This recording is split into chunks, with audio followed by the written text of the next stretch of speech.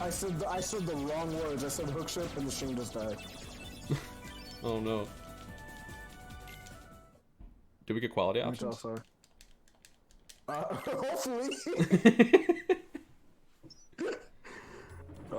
just messaged Star. Okay. Is it back? Yeah, it's back. Alright, we're back. Okay, I'm not gonna lie. I'd be lying if I said I didn't just try to restart the stream during Gummy to get quality options. But I'm really glad that it came back pretty quickly. I was taking a risk there, but Nice. carry on. Yeah, everyone was like, "What? What's happening?" I thought I just wasn't allowed to say hookship. I mean, I'm not like I wouldn't doubt it, but Yeah. So I'm gonna touch this save point so I can save warp back here after I'm done with save Aladdin, and then I grab that Mega Elixir. By the way, rip. Rip.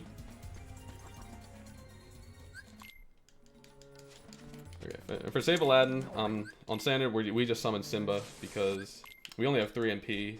Blizzarding them, we just don't have the MP, and Simba can just take out both waves super simply, so just easier and way more consistent. yeah, Simba's pretty simple and clean. You could say that. He's somebody just press triangle. You press and hold triangle. You can wipes out the waves up pretty clean. Oh.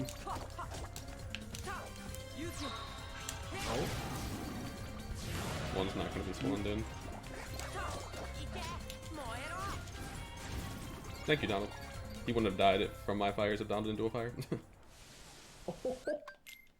There you go. Donald does do something. He finally did something. Talking smack about him. Yeah, so normally you'd switch in Aladdin right here, but I'm not going to since I'm about to save warp, and I'm going to switch him in after. Yeah, that's actually one of the things that's different again. If anyone has seen runs on PS3, I know this game was popular on PS3, but I don't know for like marathon sake. Whenever you save warp, the game actually auto defaults your party members back to Donald and Goofy. So it's just better because we actually save warp back to Aladdin's house, and so it's just faster to put Aladdin in here versus doing the other method. So while Wyatt's doing this menu, he's gonna be putting on White Fang. Some Where's that Aladdin? There we go. All right. Okay. And then he, what's it called? He wanted to take off Aladdin's certain abilities from Aladdin to make him only do like his strong attack and kind of put like a crit plus on him. And then he also took Zephyrus as well. And with that, so now we have scan. We can kind of see the enemy's health, which is gonna be nice. It's gonna be helpful. It's good for the viewers as well when you kind of can see what's happening. And then, all right, thank you. He came up. All right, we're good. I need to put on Jungle King. That is a thing. I was gonna say, I was literally in here to White Fang on. I just didn't do it. Nice. So, yeah, we have a new Keyblade now that we got from beating Deep Jungle. Tarzan gives us this keychain, and it's very useful for this world. It has a long reach, it's stronger, pretty much it. Also, in that room, you actually have the chance. KH1 has RNG on enemy spawns. That's a room that you can get different spawns. You can actually get these enemies called Black Fungus, which are very hard to fight. They poison you, they constantly drain your HP, and they can go invulnerable for long periods of time. So whenever we get them, it's just better to leave the room and re-enter. And this is a very iconic fight. It was probably the fight I watched, like, I died a lot as a kid. This fight's very difficult. Pot Centipede, he breaks apart, and in standard he will break apart in this first room. And then normally you kind of want him to, like, once he regains himself, he's gonna start running. And he breaks this barrier that we're stuck in the very beginning of the fight. So while he's running, this is actually the most advantageous time. You kind of want to wail combos on him. And then when he stops, he's gonna break apart. He should quickly put himself back together again and start running again. And once he starts running, you kind of want to take advantage of that and wail on him. Aladdin should start running soon. There we go. This should be perfect. Please. Oh, does he only have 2 pots? He has 1 pot. Does it work with 1? Yes. Okay. if you would. Oh, now it's 2, but it's fine. This is perfect. Okay, I thought 2 was good. Okay, Alright, so when you get use double 2 finisher pots, damager with this, which is really nice. He dies like immediately. Alright. You can see hit. So I got a little unlucky with a couple things in this fight. I'm not gonna make it to the load zone. I could have delayed my combo to make the load zone. I was thinking about that, but I just didn't. You probably should have. So that's another weird thing. Ponsonby can run where he decides to run is RNG, and the thing is, when you end where he ended, he couldn't end in this loading zone, which means he got put back to the beginning of that first room, run his way back, and then run to the next room where we can advance to this next part. And Agrava's kind of a short boss rush segment. We get like 2 bosses back to back. So this is now Tiger Head. And this fight's a little different compared to the other category, or beginner. The beginner's different to the other categories. We want to climb on his head and actually hit him before he gets any action out. And this is kind of gonna like lock his action. He's not gonna like try jumping, shaking his head, doing all this. He's not gonna be listening to some banging music. He's really just gonna kind of get stuck in place, shoot lasers for a long period of time. And during this, we're gonna be doing 1, 2, and then target switching for a finisher to kind of deal the damage to both eyes. And we're able to chain combos easier when there are multiple eyes, and that's kind of it. So right now, at this point, he's starting to do the beginner pattern, where he's gonna start doing the lasers and then try to bring his head down. And so at this point, we kind of get the fight done before he even gets to do anything. If you don't get the opening, this fight's very scary. So... Very solid fight, though. That was a very solid fight. Yeah, the goal is just not get knocked off his head, basically. Because enemies can hit you, or if he slides, if he moves in like a very specific way, you kind of just get knocked off sometimes. It's just weird. I don't know. But we're good. So here we're gonna fall. We're gonna make our way to the hidden chamber. Just a little maze that we kind of get put through in the Cave of Wonders. And once we do that, we're gonna shoot a fire on it, because the game is intending you to jump and swing at it, but you can actually just fire on it. It makes it easier. And then we're gonna start making our way to Jafar. But on standard, there's actually an elixir. It's kind of a hidden elixir. I feel like most people don't know about this one, so it's kind of nice for people to see within a run. It's a hard jump to make too, so no. It's also a hard jump, yeah. Yeah. When he gets in this next room, he's gonna turn his camera. You can see him looking at this just distant platform. If you grab it, it's an elixir in there, and then we're gonna make our way back, and then carry on like how we normally would throughout any run. Yeah. I'm gonna hit this save point because I don't have any MP, and Aladdin's almost dead. Yeah. This is a very tough fight on standard. I can try to explain it, so you can just do the fight. So, in the very beginning, we're gonna try to get 2 hits off, and then a blizzard. The blizzard, whenever you shoot him with magic, it's actually gonna trigger for him to bring up his magic shield, his magic barrier. And what we're gonna do is we're gonna immediately stagger him before he gets to move. And then we're gonna just kind of roll on him with combos. This is right now this is looking like beginner, where we kind of just do this and we normally kill in 1 cycle. You don't want to over damage him, because if you keep him in the first phase of the fight, you can actually manipulate him to do this again. And whenever he goes in that little bubble, Jafar actually goes to the platform furthest away from you, so we manipulate his position to make him go back here. I should still be able to 3 cycle. I should be able to 3 cycle. Okay. As long as Aladdin doesn't screw this up. If you do a finisher and then knocks him over the platform, he just breaks out. Yeah, that's a little unfortunate. Wyatt actually ended up losing out about maybe 4 or 5 combos worth of damage because of that. A lot of damage, yeah. This is, and then Aladdin just keeps hitting him before my blizzard hits him, so I can't magic barrier over him. It's just is what it is. It's okay. Yeah, at least they were quick cycles where it was just back and forth. Yeah.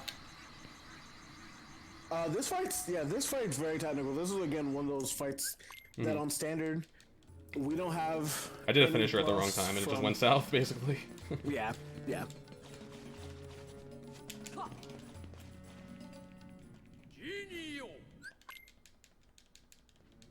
So this fight is also very tricky on standard mode because we're not strong enough for this fight to play nice, to be easy for us. We're really gonna try to get 4 or 5 blizzards in the very beginning, jump over Jafar's swing, and then you're gonna want to try to hit Iago. There we go. All right. Okay. You're You're gonna wanna, yeah, Iago should be running back here, and you kind of want to get combos on him. You're gonna try to time your finisher to parry or your swings to parry the rocks that Jafar blows at you. Depending on if Iago's over damage or not, he's either gonna run back towards Jafar or start moving his way to the left, which he's doing now. And at this point, you're actually gonna target switch. You can actually hit Jafar, which the game doesn't really do a good way of telling you this. You can hit Jafar with blizzards that are going to do damage. So this fight's really going to be alternating between Iago and Jafar. As long as Aladdin gets over here, we should be okay. Yeah, you need Aladdin to basically, yeah, maybe. But yeah, this is a very interesting strat to see. This is a really good fight on this category because we switch between Jafar and Iago. And when the orb's on the ground, if you do a finisher, you kind of have to delay the finisher longer than what it looks like. So you can actually stun him. That will make Jafar kind of swing or spin around. And once you do that, you can kind of just spam Blizzard on him. If he grabs another rock, once he comes back up, he should die. Yeah. Again, this is a hard fight because you kind of got to micromanage switching between Iago and Jafar. And it's one of those fights, again, that's just harder than it looks. This is a fight that, like, you probably need to sit down and, like, just grind it before the first time you ever see a good fight. And even then it's RNG on what patterns Iago can give you at certain parts of the fight. Little things like that. So I'm gonna die here in this carpet, or whatever it is. Carpet escape. Yeah. Whatever. So if you run out of health here, the game doesn't really know where to put you, so it just advances you, basically. Which is very interesting. There's not much. I don't think anything else in the game that's like that. But yeah, if you die earlier, you get to skip the ending animation of leaving the Cave of Wonders. Just little, like, optimizations here. Oh, interesting. Standard dies around the same time as beginner. Yes. Yes. So, Standard actually. Yeah, you don't take that much more damage. Yeah. Yeah. So using the magic or the defense boost after that won't make any difference, like you said. I told you. Because I've done runs without the defense boost. It's funny. Oh, beginner and standard. I've done runs on beginner mode without using the defense boost, just to save time to see how it affects the run. And you actually take very similar damage on standard on beginner. I'm convinced. Oh, there's the damage multipliers and stuff are basically the same. Yeah, I was about to say, I think you take the same damage on beginner and standard. The only reason why we don't see it is just because our defense is always higher. 8 defense decreases the damage you take by a lot. Yeah. Yeah. Yeah, so we're making our way over to Monstro. No, I was gonna say, it's one of those things, I guess, it's just different from the other Cage games, because again, beginner and standard are quite different in the damage you take, but in Kingdom Hearts 1, it doesn't seem like there is. Yeah, because I guess beginner they just kind of threw in after the fact. Yeah.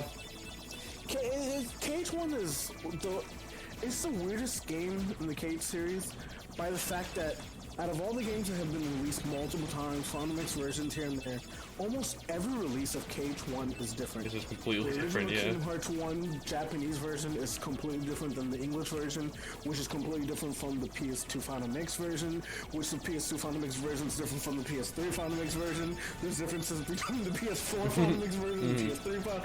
It's ridiculous. Certain tricks like that only work on English work on the JP version of PS2, but not on any other versions of Japanese.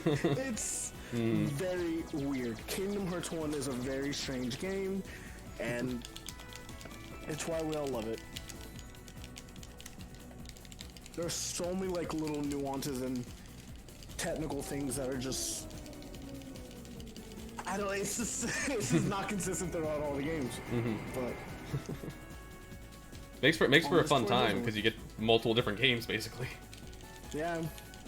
That's why it's one of those things that, like, I wish that PS5 was fully backwards compatible. Yeah, that would be. Because that cool. would make Kingdom Hearts 1 super interesting. It would also, yeah, make it much more accessible too. Yeah, but like all the other like Kingdom Hearts 1 English, I guess not so much because like you'd have to watch the cutscenes, but even doing those on PS3, having the different movement back, you know, little things like that. Because that's another thing. I think in a perfect world, PS3 English for KH1 is the best KH to show off for a showcase. Just because you get the Trinity glitch, you get the different movement things as well. So, but no one wants to sit down through 30 more minutes of loads for that. So, here we are. So, Monstro, this world's very simple, very short. Kind of get thrown to like this little maze. Wyatt's gonna actually turn it into this room at a specific camera angle. That's I guess I jumped. Yeah, I guess I jumped at a wrong angle. Yeah, so right there, Wyatt actually tried to skip the third chamber completely, and which skips 2 room transitions. Saves a little bit of time. It's a hard trick. I don't know exactly who found it. Hobbs did. Hobbs did. Okay. Yeah, it's I remember his stream where he found it. That was insane. We were all like freaking out because we were just like, you can do this? Whoa! It's like something you never think of. You can actually skip a lot of these things. Like, the game is very mean in the fact that they make you go through this whole maze, and then right afterwards they give you high jump, which allows you to skip all the maze. High jump lets you do that stuff for free.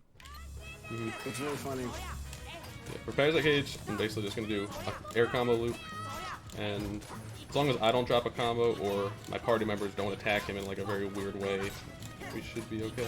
I'm also getting some nice crits, which is nice. Yeah. That's another thing I guess I'll talk about. KH1 has crits. You don't see that in other KH games, really. Pretty much, you have a small chance of your finisher doing more damage. I believe crits are only applied to finishers in this game.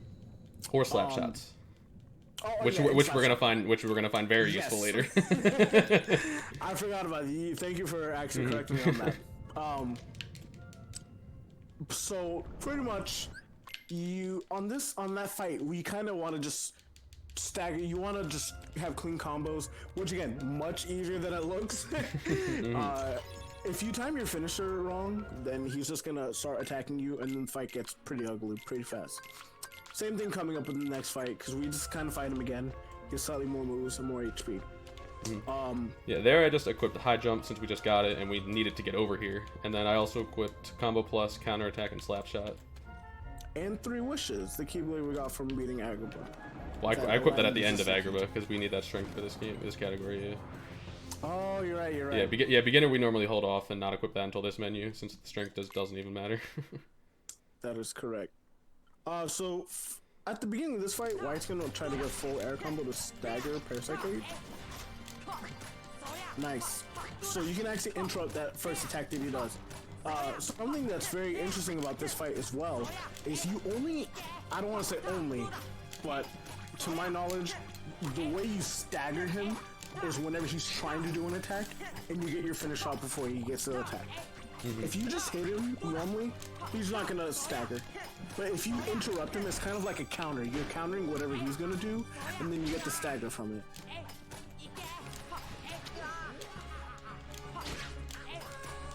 Yeah, so we're, like right now you can see Wyatt's doing combos, and he's just ignoring it. Yeah. Also, after he does like a lunge, attack, yeah, I feel like sometimes after he does a lunge, you can stagger him pretty consistently. Yeah. But not 100%, definitely not.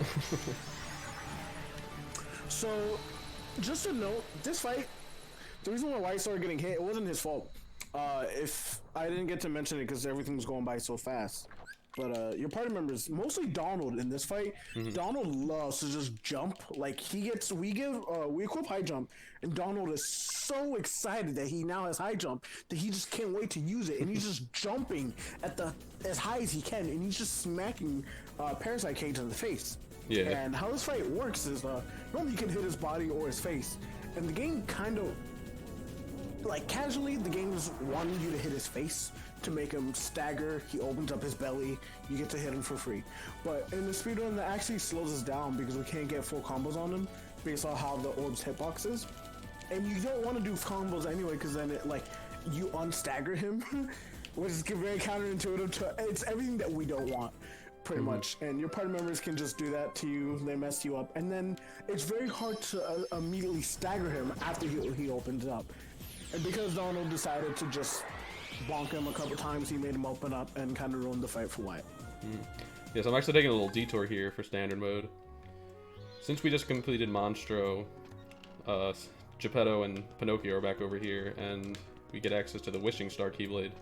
And every finisher with this Keyblade is a crit, and that applies to slap shots as well, so basically we can do a lot of damage. I did not know every finisher was a crit. That's no matter what. Wow. Yeah, so this is actually only done on standard and proud mode. Yep. It's not done on beginner or level 1.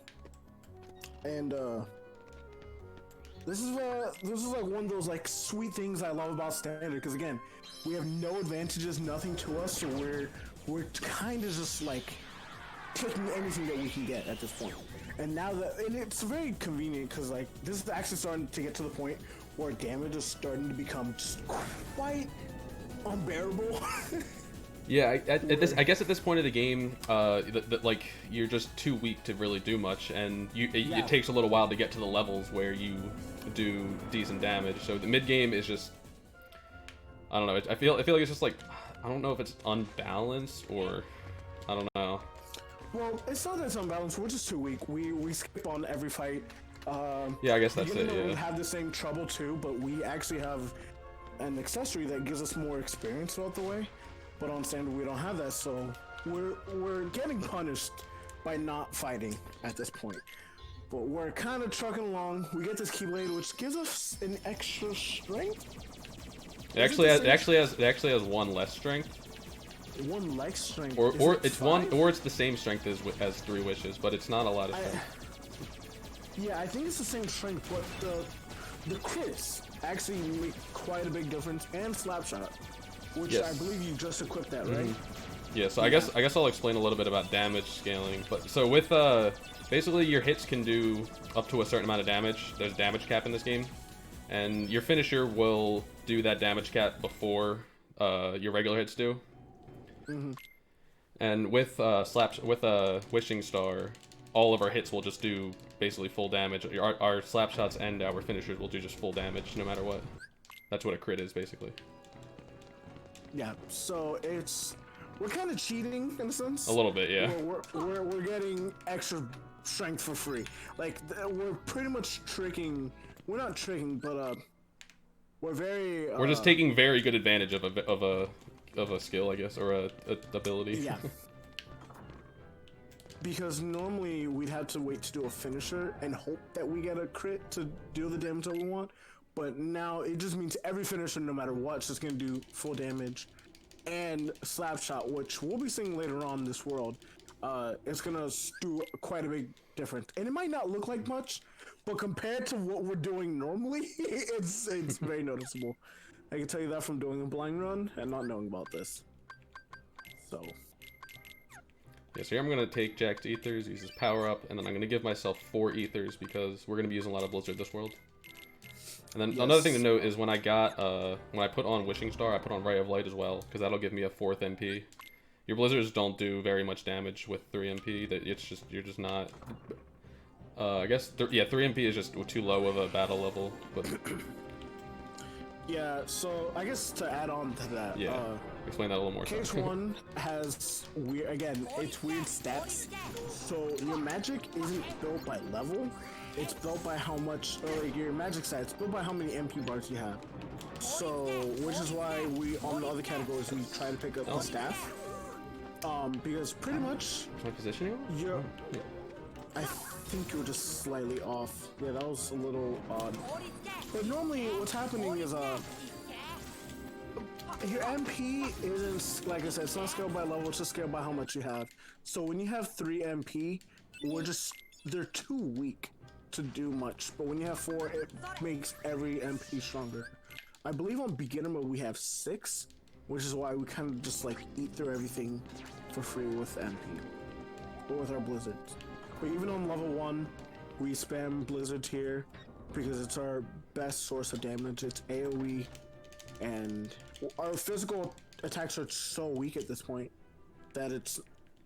Even if it were to help, we'd only be killing one thing at a time.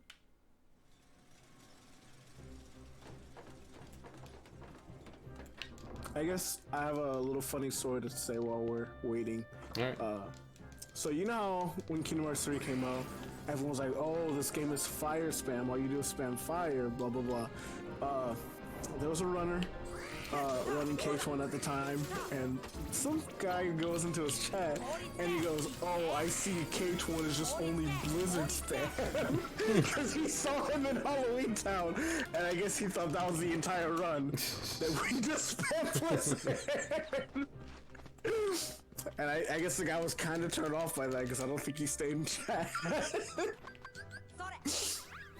But it was amazing that like he showed up at like this specific point where you just see us doing Blizzard. Oh, Cage was just Blizzard spam. When people run this game, it was just Halloween Town. You know what? As a runner of this game, no. No. Nope. This is probably my least favorite world.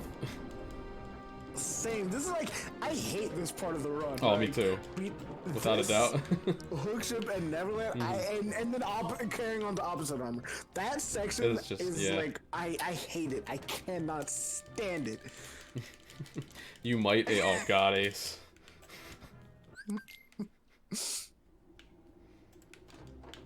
I guess something else to talk about too is I feel like this is one of the hardest worlds for newcomers. For people who just pick up the game trying to learn it, this is a very, very, very hard world.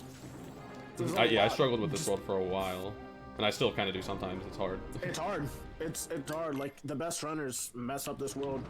All the fights are hard. Like every Heartless fight, the RNG of Black Fungus, White Mushrooms, whatever you get. Getting Graveyard Skip, Lock, Shock, and Barrel. Alright, Donald Trump covered.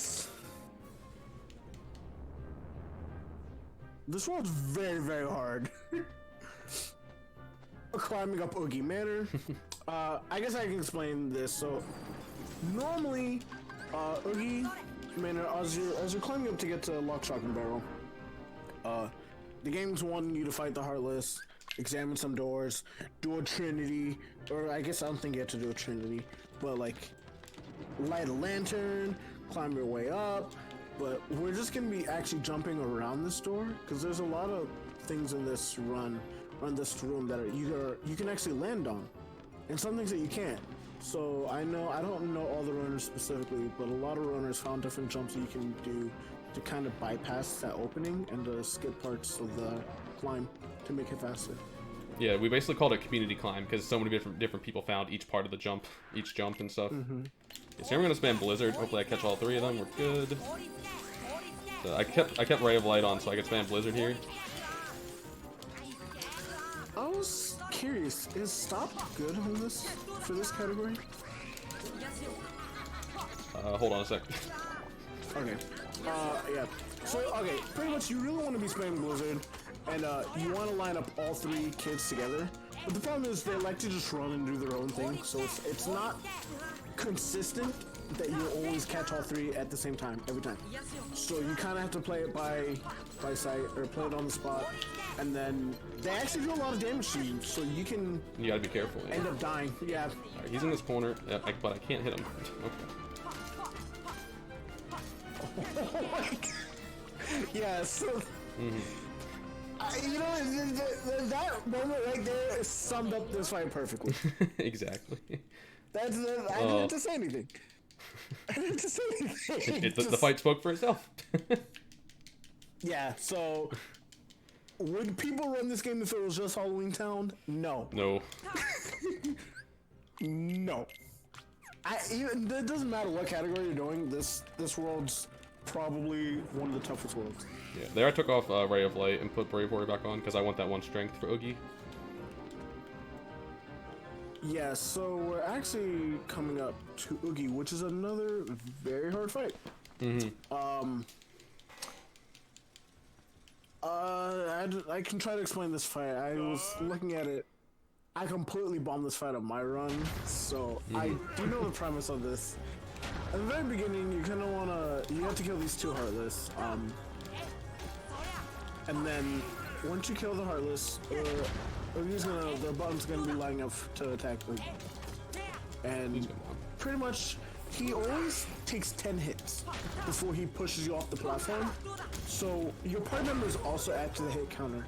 So you're gonna see Wyatt actually lure his party members away from the button, unless if you're in the center, because they can't get there. Donald, no! This isn't supposed to happen. He shouldn't be able to jump up here. Okay, well, I can still 3-cycle him though. I just have to do all slap shots. Luckily there's leeway here. okay, yeah, that's actually very, very rare that Donald gets up there. He throws these dice. You can try to reflect him back, and then it skips whatever animations you can do afterwards. Which it's also very hard for the fact that by the time that you're able to target the dice and lock onto them, you're too late for the most part. So you kind of have to just swing and you know how to hit them. What an asshole. Oh my god. I didn't want to risk that platform again. He just didn't. Yeah, he didn't. I didn't want you to risk it either. So in this fight, if you actually don't push him to the next phase fast enough, you can actually just spam slap shot, and then it should get him to do the next attack again. Because the problem is, if you actually do too much damage, he can actually get to the phase where he's gonna try to heal himself, and you don't want that. Alright, this is fine actually. Did you bring a Heartless? Oh, okay, good. Yeah, you actually kind of wanted to bring a Heartless. If you failed a Dice Reflect, it's the best outcome. But yeah, this fight, it's not easy. It's actually very, very hard. I remember, like, when I first tried learning the run, I contemplated, like, I didn't know what to do.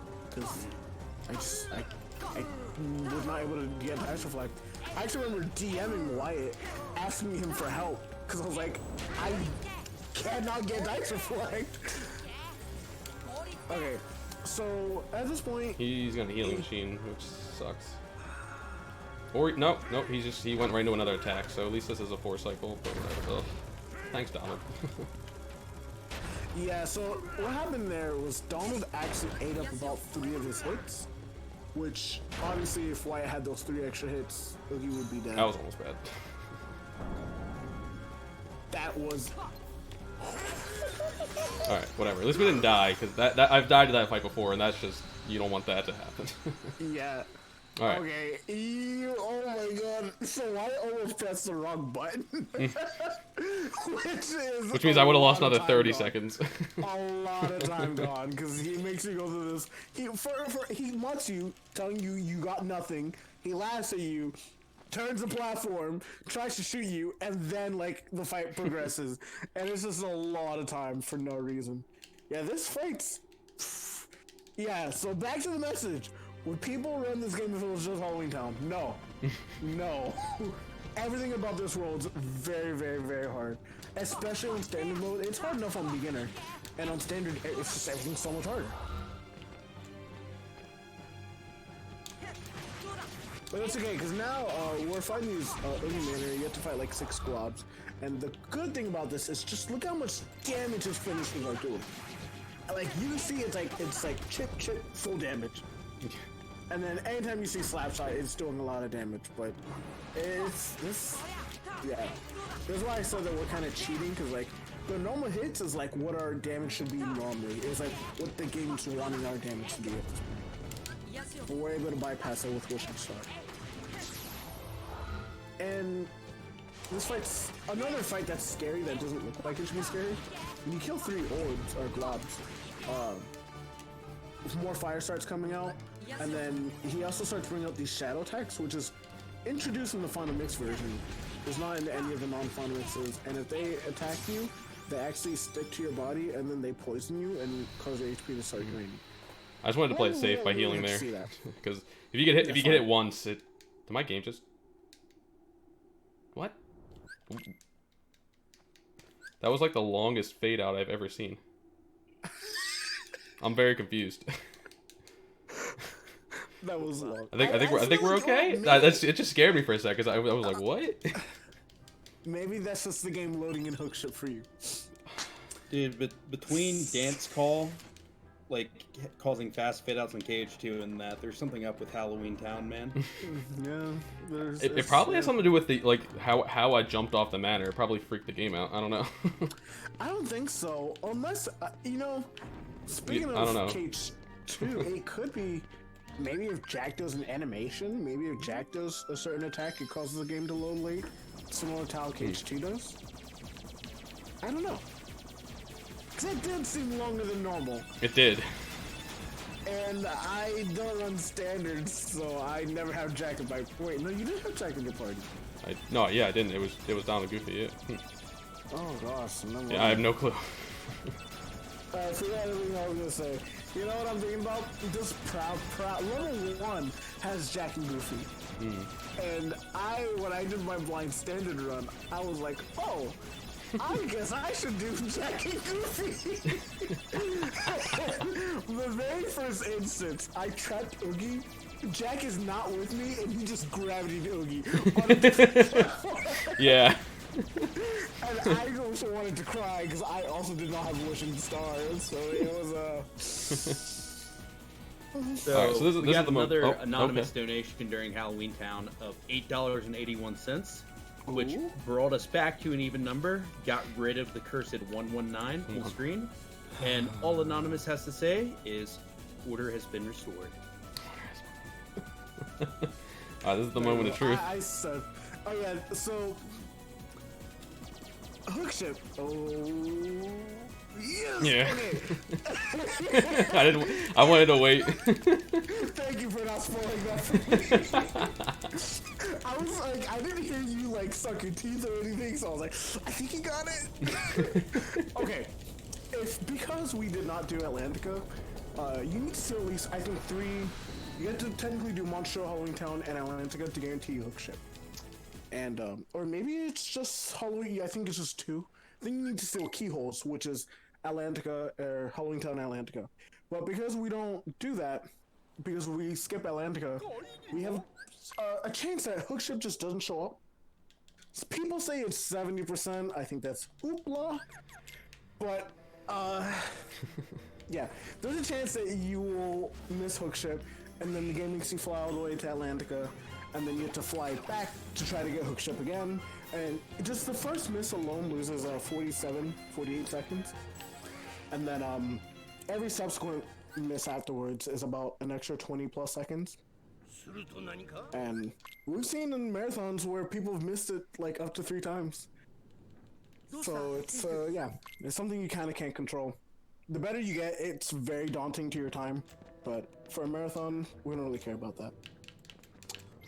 We're on to, in my opinion, the worst fight. I think it's the hardest fight in the entire game, in the run. Not on standard, on beginner it definitely is. Maybe, yeah. I think on beginner it is. So, Anti-Sora, the fight is, I guess, I'll try my best to explain it. What makes the fight bad, you will probably hear a lot of people complain, it's not Anti-Sora, it's everything but Anti-Sora, kind of. It's Anti-Sora and everything else as well, because Dom and Goofy completely mess you up. Something that's different in this game compared to others is your party members can stagger enemies, as you saw on Oogie. And the problem is, they push enemies, like, it makes no sense, because Sora's a Keyblade wielder, he's blah blah blah, he's wearing this mystical blade, but Dom and Goofy are just as strong as you. Like, And when they work against you, they do more harm against you than what you can do to fight them. So if they're both working against you, you're outnumbered and you're kind of just screwed. Goofy loves to just run into Anti-Sora and push him out of your combo.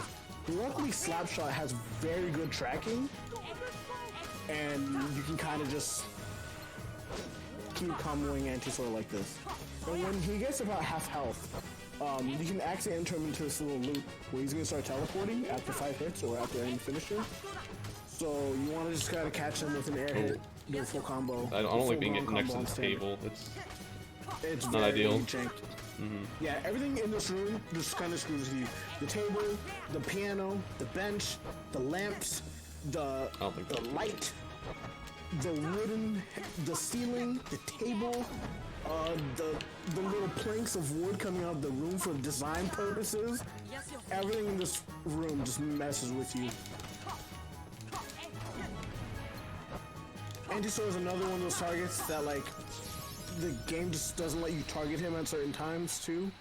That was a good fight. Yeah, can't really get the fast fade out from that angle. You're just way too far away. And there's fast fade out.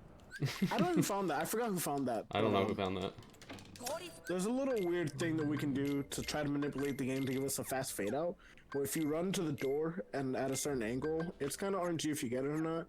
But if you get it, as soon as the screen flashes white, you kind of get to skip the cutscene immediately. If not, we just wait like an extra 6 or 7 seconds. But all things considered, that was a decent fight. Yes, we just got a Raven's Claw from that, which is actually a 2 strength accessory. So I threw that on over Brave Warrior. And then I just customized Gravity and Goofy's, what is it, MP, what is the way to say it? Cheer. He doesn't have cheer yet, but I set his, no. I had to customize his,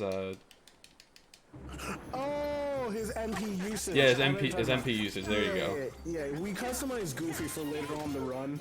Try to manipulate him to keep giving us MP gift whenever possible. Yeah, so normally on beginner you'd be using Simba here, but we gotta fight this out. And luckily our finishers do damage. Alright, here you go. Yeah, I was gonna say, we fight it out because we don't have enough MP. Normally on beginner we have 7 bars of MP, which allows us to have a longer Simba Roar charge, which will actually one-shot all the waves. But on this category, we don't have enough. Is Peter using all of his MP? He used to stop, yeah.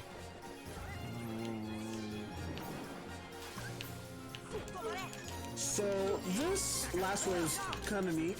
How we finally get to see Gravity being used and Stop. Stop, obviously, we're going to see it later on in the run. But Gravity does a percentage-based damage to the enemy. So that big shit that spawns with this big life bar of health, 2 Gravities is going to put him down to like 30% health. And then we just get like a combo on him that kind of just swells on him, and then that's it. This is a really hard fight, so I'm going to try to put focus. Okay, yeah, this fight, we're gonna try to, oh gosh. You're gonna see why I try to get some slap shots. Like, he's gonna try to, we have combo plus on, so you're gonna try to see 3 hits and stop, and then try to loop that over again. But obviously, he's not even gonna have enough damage to do the entire fight. The ship can mess with us. Hope doesn't get stopped every single time, and party members can knock him out of combos. So this fight's very, very difficult. You have him in a very good spot. Whenever you can, to try to corner hook, or at least keep him on this top platform so there's not much platforming to get in your way.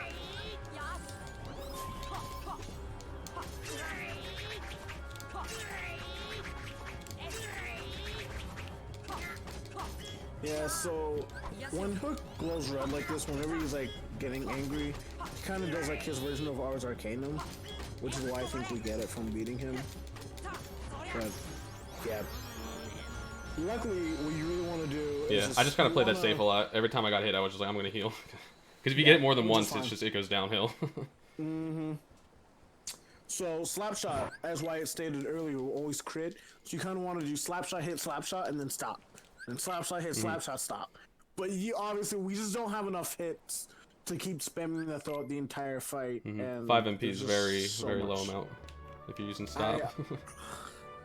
I'm not gonna lie, this is one of the fights that has caused me to not want to like fully learn the category. It's mid game. I'm scared to learn mid game in this. This fight's scary, but this fight's actually fun when you do it fast. That's like all I can say about it. Then it looks like I will never be having fun. Yeah. Mid game in this category, mid game I think is very hard in KH1 in general. And standard. It's escalated in this category. Like, yeah, I'm watching you do this and I'm like, Imagine doing the same as Extrat on Proud. Yeah. Yeah. It's brutal. It's... Yeah. At least on Proud mode, you get the benefit of like endgame being nicer. Because you get to just abuse EXP0, but on standard again, we don't get that. The only thing we really get is just not getting two-shot by everything. That's our advantage. But we just got glide, which is very useful. For movement, not really so much for fights, but for movement, getting around obstacles. And then we also just equipped Ars Arcanum, I believe. Yeah. Yep. It's hard for me to read the JP text. Yeah, so I equipped Ars, Hurricane Blast, and Glide. No, wait. Yeah. No, I need to talk to the Fairy Godmother. Yeah, wow. yeah, Wow. fair. That was a real bad blank on my part. Ugh. You're like 40 minutes ahead of your time. Okay, maybe not. I don't know. This is okay. That's 40 minutes is too long. But you know, so right there, we picked up the Water Gleam, similar to how we got the Earth Shine, and we didn't get Simba immediately. We actually got the Earth Gleam, which is Dumbo, which we're gonna be seeing later. So we want to make like a quick little pit stop. The Fairy Godmother. Yeah, I'm gonna do interesting funny- movement here. Hopefully I can nail it. Oh, you're gonna go for this? Nice. Let's see it. Oh, whoa. So, Don't know how I messed that part up. oh, you didn't hold down. Okay, so I was gonna explain that. What makes that movement very hard is when you go up from the ledge, you actually need to hold down as Sora is flipping up, because if you don't, the animation of Sora just landing on the platform is enough for you to actually spawn Heartless on there. Oh, Which, please don't tell me yours. no. Bro. It was almost worse. Is there another enemy? Oh my goodness. Yes, I was holding back, but I wasn't holding it in the right direction to not spawn those Heartless. Yeah, I normally just hold directly down, but I don't do that movement. I tried it out one time in a run, or at least I messed up one time in a run and just said it's not worth it for me. Just not. It's not enough for me. So Yeah, we're ringing the bell 3 times. You gotta do everything 3 times. that is. Okay. Oh my god. Sorry, I just. So since I use that gravity, I'm not gonna have any MP to do an Rs. Yeah, this fight's gonna be a little different. So normally at the start of this, actually there's a pre-guard armor fight. If you kill the arms, which I guess. Yeah, one of my hits hit both of them, so it didn't do enough damage. Oh, that's lame. Yeah. Well, yeah, there's a pre-guard armor fight for some reason, and then we get to opposite armor. We want to guard it and then kind of go into ours, but because White doesn't have enough MP, you can actually just do air combos to kind of substitute it. It makes the fight a little slower, just because you can't get the immediate kill on the arms. But what White's doing is actually very smart. He actually, because he knew that he wasn't going to get the kill on the arms, he actually started attacking the other body part, so he technically killed both for free and kind of didn't end up losing time for it. That was actually a very smart backup, and As long as I don't whiff you, you should be just about dead. Alright, there we go. That was like a very good fight. Yeah, that was very good. That was probably better than if you did ours. That was really good, actually. Like, Not bad. generally shocked. I'm a little shocked too. I mean, the best strats I have found have all been on accident. So. That's how it would be. I think. So this part's actually very laid back. Yeah, we just get to chill for a little bit. Yeah, this is the calm before the storm. Because this next part it's very intense in the run. It's not like the most tricky, but I think it's one of these things that if you mess up you're gonna lose a lot of time. So it's like you can be good at the run, still just get nervous knowing that It's just a very execution heavy part. Yeah. And on standard, the strats are much harder too, so I can't even I can speak from beginner viewpoint.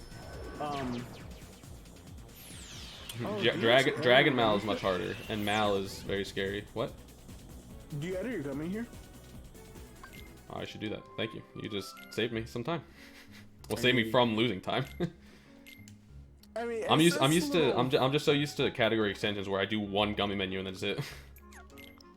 Really? Well, you do haste 2 and the flare G after Monstro, and that's it. Yeah. Monstro. I'm just so used to that. Makes sense. So here I gotta be careful. This gummy mission's a little scary. This one, it's not nearly as scary as the HP2 one. Yeah, you just gotta be careful here at the start. I will tell you my secret. I don't. You can go for it if you want. Like when the screen actually goes black, and you pass by like that little pink moving wall, if you hug the top right corner, you don't have to move. Oh yeah, I do that after this part. Yeah. Okay. Funny enough, I was able to use this as like a bathroom break. Just from right here. Nice. Yeah, because there's so much time. That's it. It was so nice.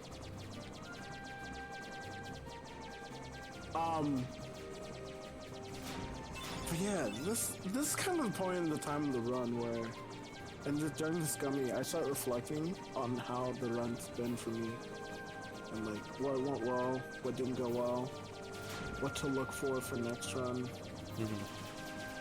It's the music, I don't know, the atmosphere is just everything's like. It's very intense. This part's intense. Especially if you're watching the story like up into this point. This is where it's starting to get like actually intense and start to pick up. Yeah. Yep. It actually picks up from Neverland. Yeah, like, Neverland is when they're like, oh yeah, this is actually happening, and like Riku and Maleficent are doing stuff. Yeah. Yeah, you kind of get you get a little reminder in Monstro, and then you start to see it in Neverland, and now it's like this is where it's like, okay, this is happening.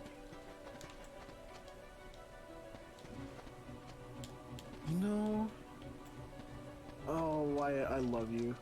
I did not know that you could just jump there. Oh, I just jump. Yeah, I just jump. To do it fast. Oh my god.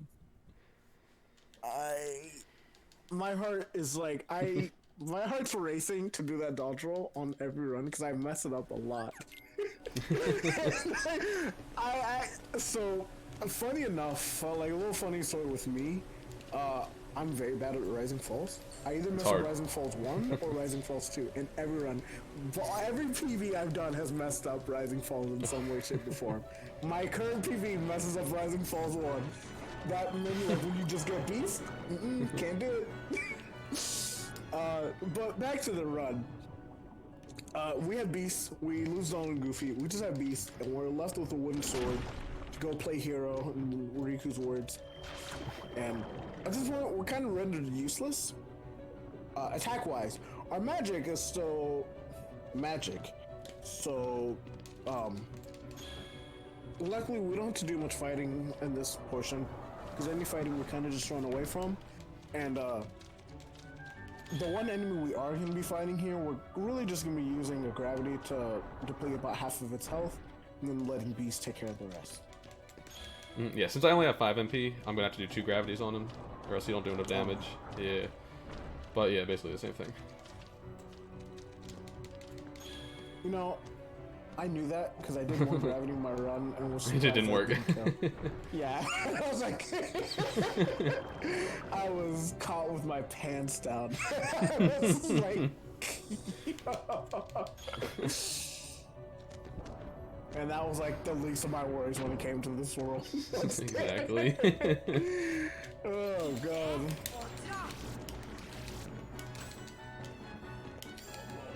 Alright, Beast eventually did the right attack. You want him to lunge at him, so he just obliterates him. But sometimes he'll stand there and just kind of wait for no reason.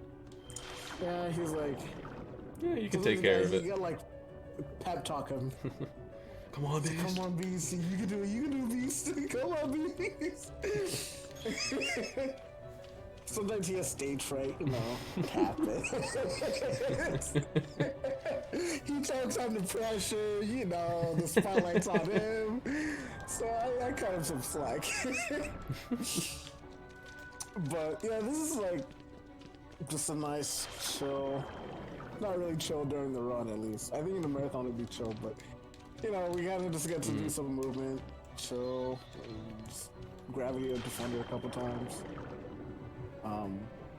Make our way back to the entrance hall that we just unlocked, and where we're gonna be coming up to one of the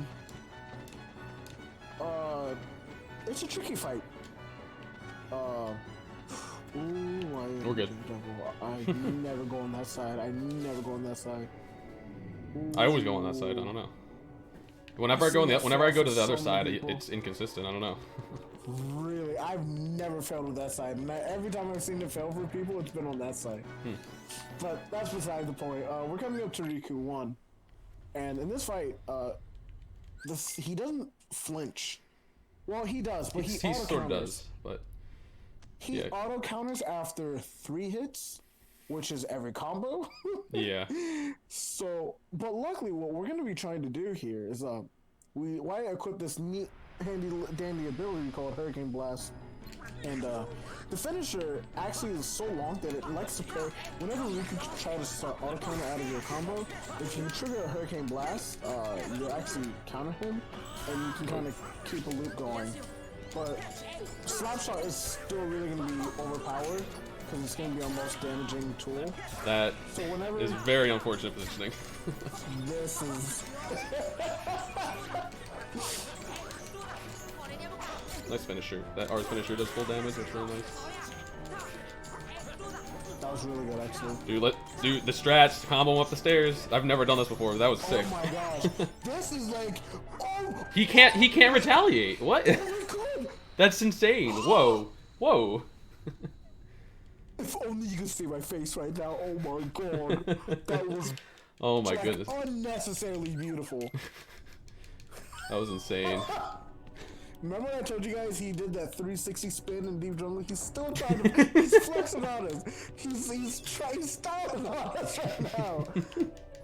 Wyatt has kept these strats in his pocket. He's kept these in his lucky drawer since he was 10 years old, and he could not wait for this moment to just show them off to us. He's been holding off for us for so long. Alright, so now we're gonna take a little detour over to Agrabah. Oh yeah, yeah, this is, I forgot about this. This is one of like the biggest things in Standard because Ifrit Belt is just amazing. Yeah, if only I knew about that. So, we actually just got the ability to get this, which is very, again, convenient for us in this run. Because we just got the White Trinity, and even though it looks like Cave of Wonders kind of like gets dismantled, I guess it doesn't really. It looks like it's being blown away. But it's like, just still here, yep. Yeah, it's like nothing changed. Like, it's, just kidding. But in this first room, there's a White Trinity. And if you get it, it gives us this item called Ifrit Belt, I think you said it's called? Yeah. And it has 3 strength, which is really nice. Yes. And we actually get back to go, we can go up the waterfall this time to the Dark Chamber, we get to pick up an extra cottage that we would not have access to. And a torn page if we're doing extended categories, but... So I'm going to do a menu. I'm going to put Ifrit Belt over White Fang. And I'm going to put very specific items on me. I'm going to give myself an elixir on the 1st, 3rd, and 5th slot? Yeah. And then I'm going to put ethers on the other 2. I'll let you explain why, because I don't know why. On the other 1, actually, because we're gonna use items in a very specific order on Mal and Dragon Mal. And it just, they're all gonna fall into place, basically. Oh, you left that slot for the Mega Elixir. The Mega Elixir from the, from the Trinity.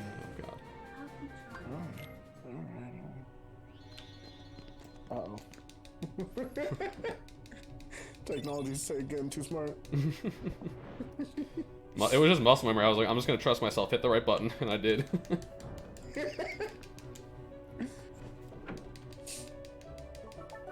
Dude, I'm so gushing over that Riku one. That was insane.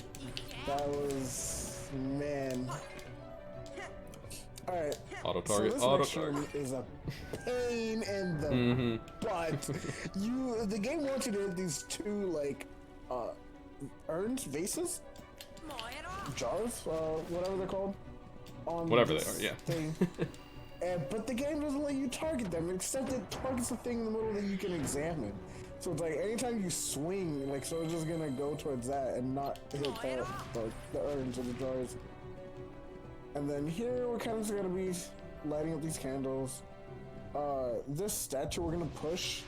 If your party members land too close to you, they'll actually push Sora out of position and make you have to push it multiple times. Luckily we didn't see it there.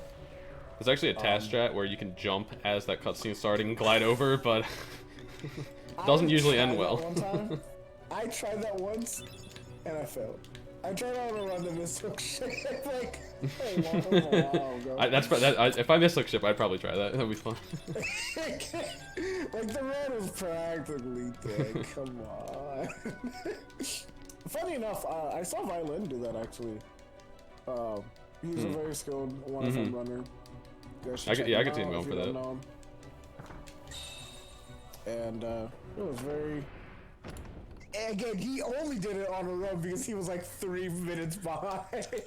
He was like, this one can't get any worse, so. One day, world record's gonna come down to the point of if you get that or not. Oh, God. But not anytime soon. Here, I'm just gonna stand and wait for a sec. And then I'm gonna run over here. And I'm gonna hope that they don't follow me, but the one's already following me. Oh, oh. Oh God, they're both here. Oh no, oh no. Do you not do the first person trick? I don't. Okay, well, so there's a couple ways to do this room actually. Wyatt did it away, which works fine. That was just wow. Okay, we're okay. We're fine. I've actually fallen there in a run before. I got flashbacks there. I fell there in a run and I missed PB by 2 seconds. Why don't tell me that? It happened. It happened. It happened. Oh my God. Oh my God. Okay. There are just multiple ways to try to spawn. You can kill them. You can kill them. You can try to have them not follow you. Or they, yeah, but we're past that. Let's just.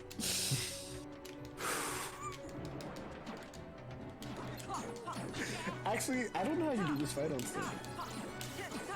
Alright, same way how you do it on beginner. Nice. So, you kind of want to leave Dawn and Goofy to kill one of them, which they just gave up on? Yeah, they kind of just like, nope. But normally, you let Dawn and Goofy take care of one wizard, you take care of the other 2. And then, whatever little MPs remaining, just grab it, because why not? I'm so glad we're past that room. I know. Oh, that was enough stress. Oh my God. Oh my God. That was so scary. Ugh. But it's okay. We're good. So we're actually gonna come up against to the most busted item in the entire game. It gives us a Mega Elixir, in 2 cottages, which is like our saving grace for the run. Which we're gonna be utilizing all those pretty much. Well, technically on standard, I guess now, but those cottages are gonna come up very nice for the final world later on. And we're gonna be getting up. We're gonna be getting ready for the first like sequence skip in this game. Well, sequence break. Yeah, I guess it's considered sequence that. break, you want to call it? For those who have not seen it, I'll just. Oh, thank you, Donald. You That actually makes it easier, but it doesn't matter. You should stop them. Oh, did you pause to? Buffer? I just do it out of habit. I do it too. I used to do it, and I don't know. Because we did it. We had to do it on PS3 because it was just kind of necessary. Yeah. So I just keep doing it. Which is how I learned it too. Okay, so pretty much what you saw there was Wyatt used Dumbo. You can actually fly up max height with Dumbo, not to the very like you have a height ceiling cap, but it was high enough because that room's connected that it lets us go all the way up there. We're gonna see a couple more instances of Dumbo being used later. What? Oh, this is Mal. Mal is a little scary, and he's also just mean. I don't know how to describe this fighting thing. But I do know that you don't ever want to do finishes on Maleficent. Otherwise, if she staggers once, she's gonna try to teleport out. She's gonna get mad and run away and make you lose time. So what Wyatt's doing here is he's trying to get 3-hit combos on her with slapshot hit slapshot into ours and kind of looping that. And then it's kind of RNG on what attack she gives you. This is scary. Oh, he got the ours finisher. What? Oh, no. Alright, please don't die. Please don't die. Oh my god. Okay, we're okay. We should be able to do. I can't get up there. I've never had this happen before.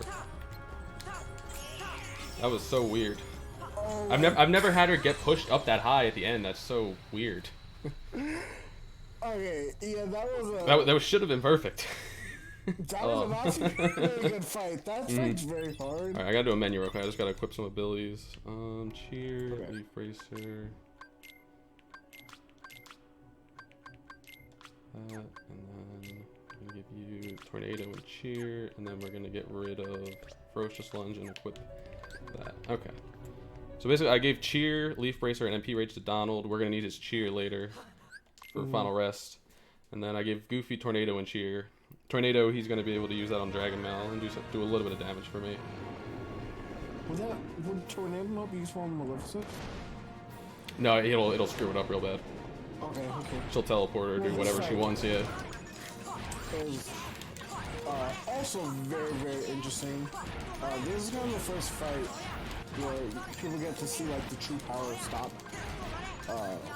Because essentially, we're gonna be doing stop specific combos on this fight to where she should not ever get a chance to attack. She does her little slam on the ground, and if you do everything correctly, this should be the last thing anything should go.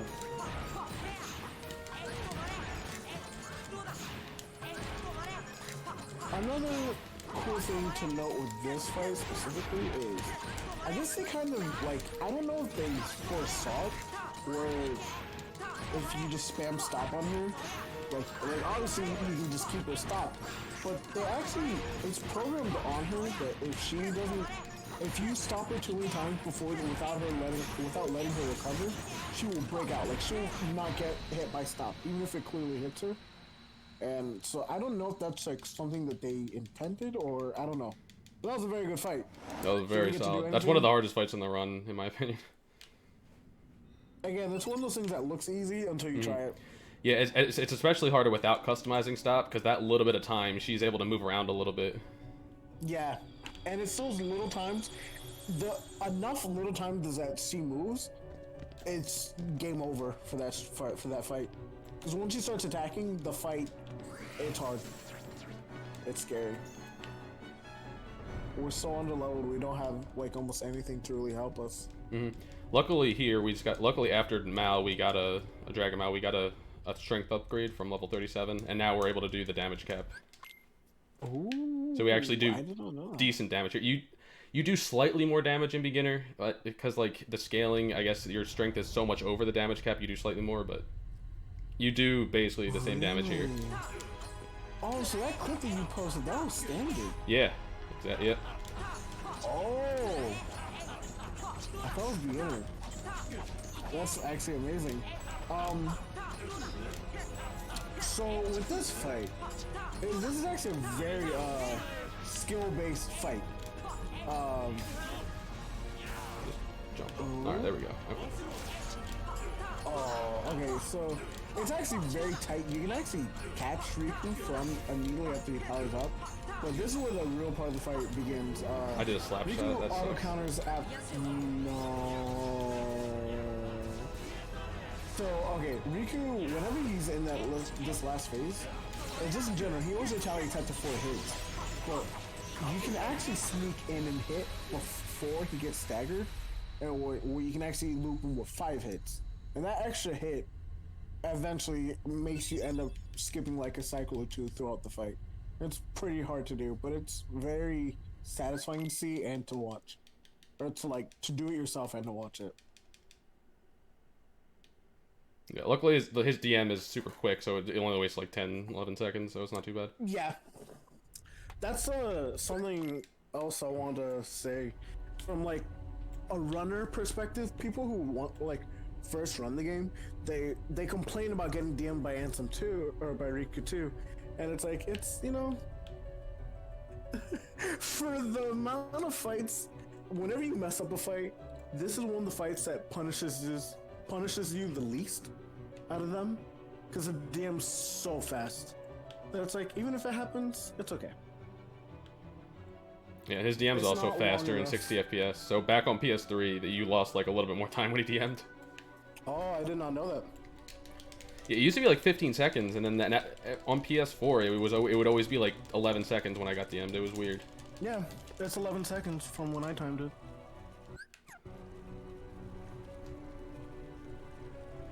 I did not know that. 15 seconds. Okay, that's enough to get mad about.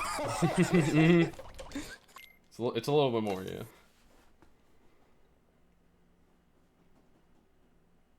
I didn't see if he got bonkless. I wasn't. He bonked him like twice or 3 times. Come on, Wyatt. Runs over. Come on, you should have just lied to me and said you got bonkless.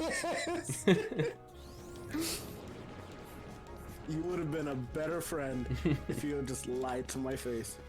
I'm sorry. I'm sorry I didn't lie to you. You should be sorry. But here we got some movement just to do. This is no, really not the last, but this is the last that we'll be seeing a Traverse sound throughout the run. So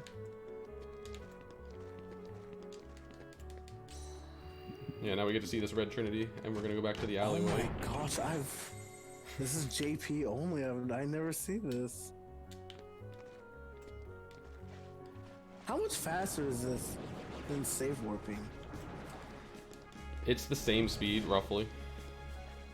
There's no way. I've timed it. I've timed like doing like multiple different things here. They're all within like a second or 2 of each other. This looks like it saves so much time.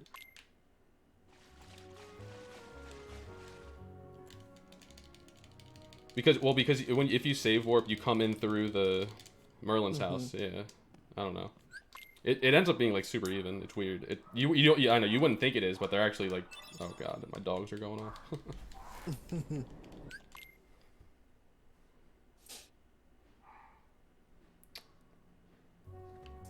But either way, we're kind of just doing some like. But this one, it's actually Muslims. faster to save warp back. That I figured.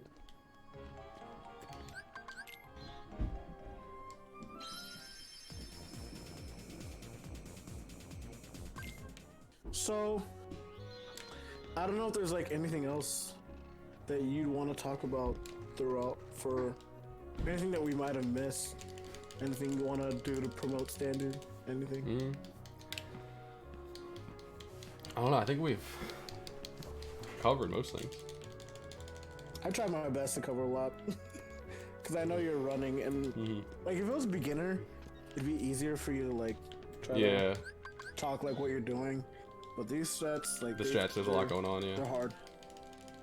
There's a lot going on, and it's... Yeah, so now I get to throw on the accessory that I almost lost a bunch of time getting, because I almost fell trying to get it.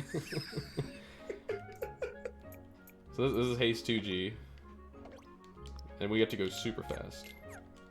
But I'm gonna play a little safe on this going mission here, because if you speed right into this this one section, you'll probably die. Yeah, this gummy is hard. You can die here on beginner. Like, I'm pretty sure even if you die here on beginner, no one's gonna like shame you. Alright, as long as I get some health here, I should be okay.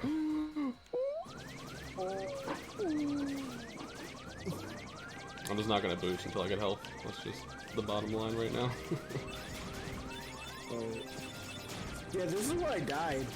It was like, I was boosting here, and like, I killed like 6 craters, didn't get HP from any of them. I just kept getting the armor. I was like, can I get something else? Yeah, it was right here. I died to these walls. Those walls, oof, yeah. Yeah.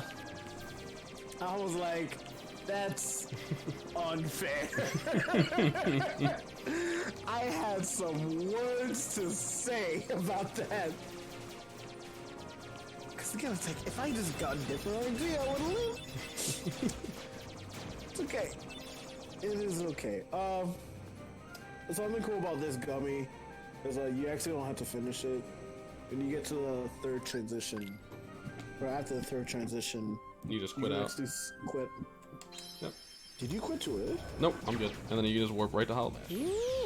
I played that safe. That was late. Like. I didn't see exactly. Oh, okay. I normally wait till I see like purple on the screen from like the walls. And we're back. Yep. To my favorite room in the game again. The best room. So I'm gonna do a little bit of extra movement because I gotta grab a Mega Elixir. Ooh.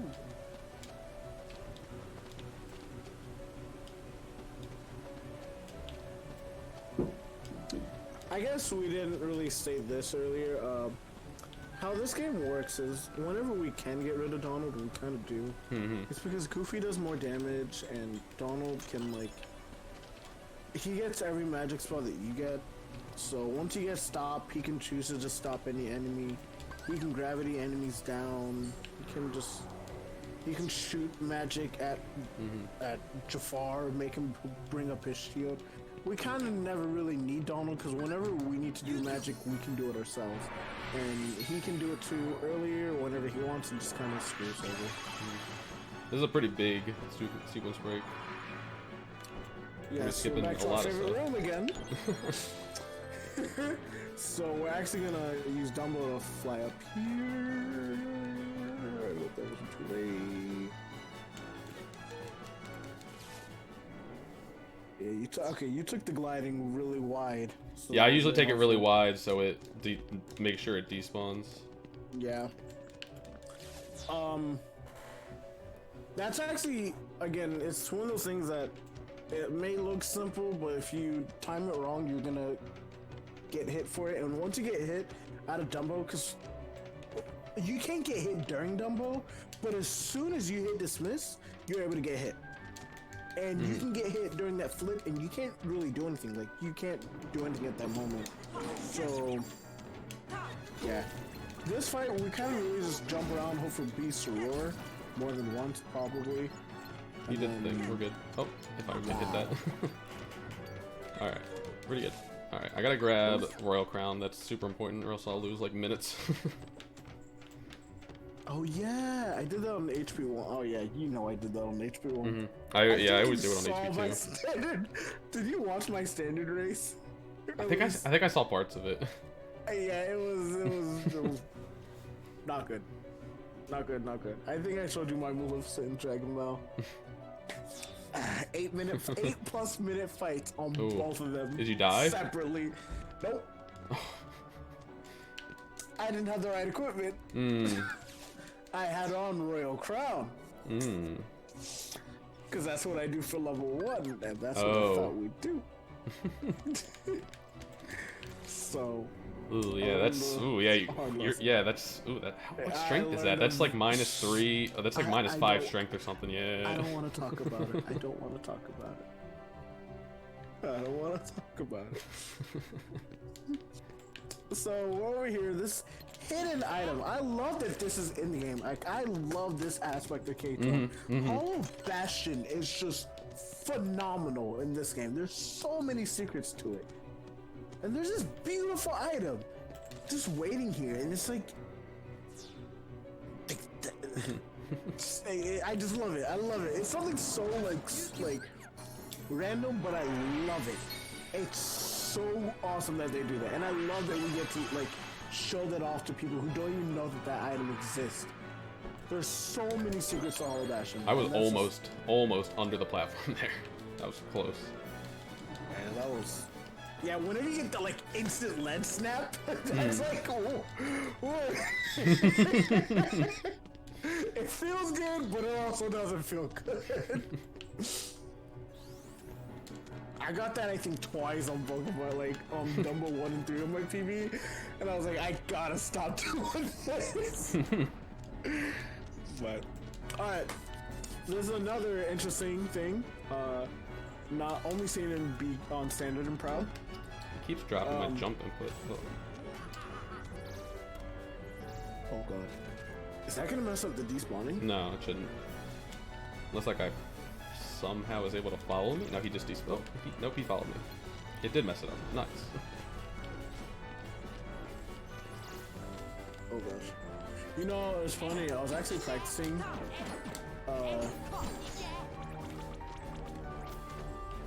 Getting Oblivion.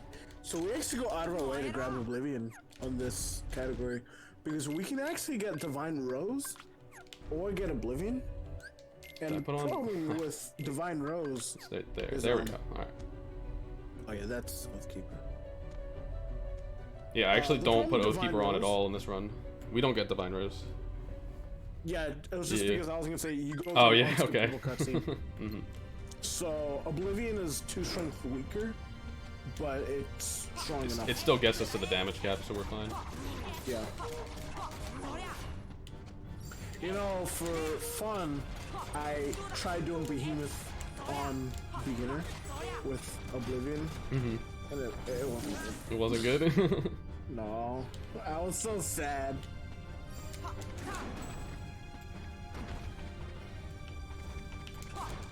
It makes me very sad, at least. This is one of those fights that, like, most fights I prefer seeing on standard, just because, like, I love seeing how, like, the fight gets elongated and how, like, you have to do extra work for it.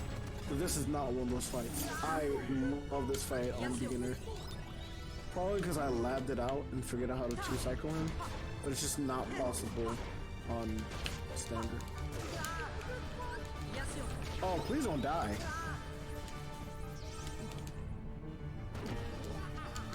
Yeah. My MP's not been great. Yeah, so normally on this fight, we normally have, at least on beginner, Beast and Goofy try to give us MP. Come on, get over to him. Alright, okay. They knocked him down. They knocked him down. Oh god. Yeah. Nice. Alright. Biggest thing there is just avoiding dying. Yeah. We're past Behemoth 1. We're actually at an unskippable cutscene. And this is a bathroom break if there's any donations, anything. I don't know if I know Thar might still be muted. I know he's been doing this for a long time. But now would be like a good time just to, I don't know, talk about the marathon, just anything. Or, you know. Oh, this might be a good time to mention. I haven't mentioned this at all, but at the end of the run, I will be singing Evermore from the live-action Beauty and the Beast. Ooh. So you should all be ready for that.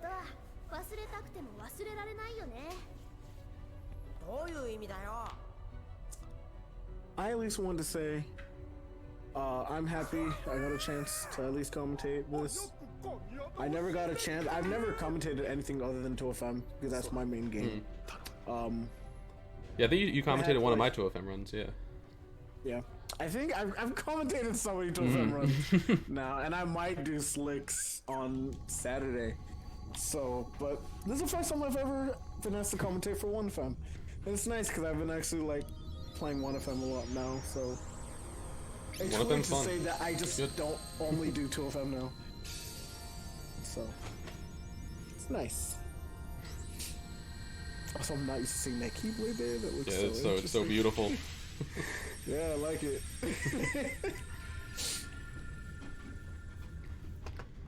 But I will say, all things considered, this category is very fun to watch. I do wish that it was more popular, at least for KH1. It's a really hard category. I don't want people to like watch this and think, because there's been like slight mistakes here and there, that this is just like, so like it's a hard run, and it's yeah. One day I want to actually, I think whenever I get a better time beginner, I'm gonna go to the standard. I don't know how far I'm gonna go with it, but I definitely want to like actually take time and yeah, standard's fun. I'd recommend it. I would recommend it. Yeah, now we're on our way to the final world. I did a little menu there. We got a Mega Arts from Behemoth, which is another 3 strength accessory, so that's really nice. And we also have a 3rd accessory slot now, so it's just another 3 strength. It's nice. It's real nice. And then we also got MP gift finally. So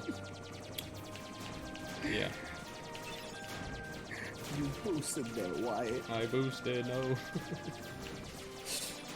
Actually, I was also gonna make a joke, because you said you're heading towards the final world. But since they released the Kingdom Hearts 3, yeah, that would be we're inaccurate. no longer allowed to say that. So, we're actually ending to end of the world. And, yeah, where good runs come to die. Yeah, it's definitely the hardest world, just hands down. It's the hardest, and it's the most punishing. Like, yeah, this world's just hard. Yeah, that's kind of all there is to say. It's hard. So we're immediately introduced to new enemies that we haven't seen before yet, called Invisibles, and these are like mini bosses. They're like the closest thing to a boss or to a regular enemy that you can come. They're like the bridge between them. And they actually have desperation moves like how bosses do. And if they actually get to the back of the room, they just love to do it, which I think one is doing right now. Yeah. So the little gimmick is, if they get to the back of the room, I explained this to someone the other day. It's like they get that's like the golden light. So once they get to the back of the room, they get so excited that like that's just them celebrating. It's like an Olympic trial. Like that's their goal. That's actually a nice analogy. I like that. Huh? I like that. That's a good way to describe it. And sometimes they can DM in the middle of the arena, but it's very rare that they do that. But if you let them get to the back of the room, oh yes. That's like you're playing football, they score a goal. Oh man, they are cheering right now. And then you come to Angel Stars, which these enemies look like they shouldn't be anywhere near as bad as Invisibles, but they just are. And they are pretty much, they can shield you and make themselves not take damage like one's doing now. They're all fly up to the sky, doing what I don't want them to do. If they shoot you with the beam and one lands on the ground, they can actually produce another one. I thought that one of them created a second one, but I was wrong. Yep. Right, I'm gonna grab this elixir, and then I'm gonna open the menu to use a cottage. Nice. Alright, so we got past the first 2 fights. The 3rd fight is actually another behemoth. We're gonna pick up this extra cottage as well. I'm actually not gonna grab it. Oh. Well, I'm gonna. The way I do Final Rest is like the slowish way, but it's just easier. Okay. Because I don't want to mess up the menu and just lose minutes. Opening the menu, yeah. Oh, so you go in with 9 magic? So my behemoth is a little slower, but the rest of it is fine, yeah. That's fine. That's exactly what I would prefer to do if I run this category. So this fight, unlike the first behemoth that we fought, this one's actually a different color, and it's besides that, it's actually technically a normal enemy, so it's affected by gravity. So bosses aren't affected by gravity. Yeah, they're not affected by gravity, but normal enemies are. So because even though this thing has multiple health, because it's still counted as a normal enemy, we're doing like percentage base of damage on him, and that goes just throughout the entire fight. So each gravity is going to start by doing a lot and kind of get weaker as its health gets lower, but we can actually make his health low enough that we can kind of just make the fight like a normal easy fight. And I'm sad you didn't get no mega arts there. Yeah, it actually saves time in this category. Or not saves time, it makes things easier. Because that strength is actually sort of useful, yeah. Beginner, your strength is just capped out, basically. Alright, so yeah, I'm gonna actually switch to my... oh, okay. I'm gonna switch to my mage setup, so I'm gonna put on Oathkeeper and Royal Crown, so I have 9 MP. It's like, it's really cool that you can just switch back and forth between your warrior and your mage setup super easily. Yeah, it's very convenient too, because for this next fight, we're actually gonna see Simba again, and we are pretty much gonna negate this entire fight. We will be doing about 2 or 3 ticks, 2 or 3 charges.